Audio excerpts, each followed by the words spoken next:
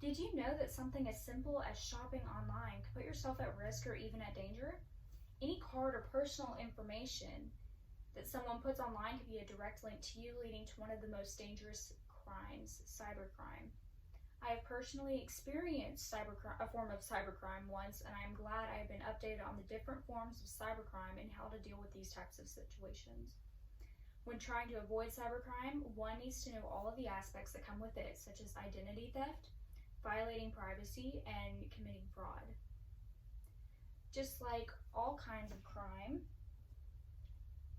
it's hard to recognize when one is actually in the middle of it. One of the hardest cybercrimes to figure out is identity theft.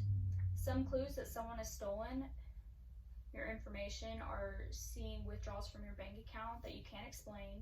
You don't get bills of mail anymore, and merchants begin to refuse your checks. Not only can your bank account information be stolen, but also your personal identification and licenses. For example, your social security ID and your medical IDs.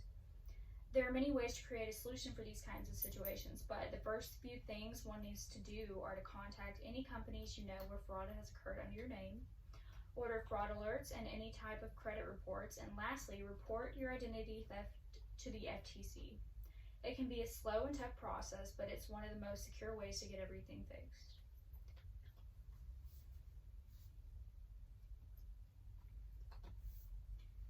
Other than the many types of identity theft, another form of cybercrime includes privacy violation. Just like any form of cybercrime and its aspects, invasion of privacy includes many different types.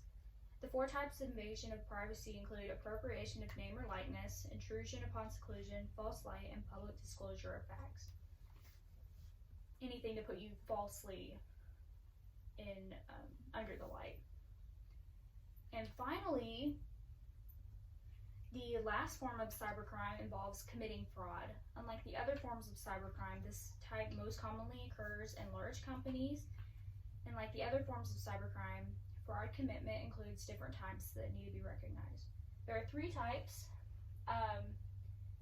It includes false financial statements, asset misappropriation, and theft of intellectual property and trade secrets.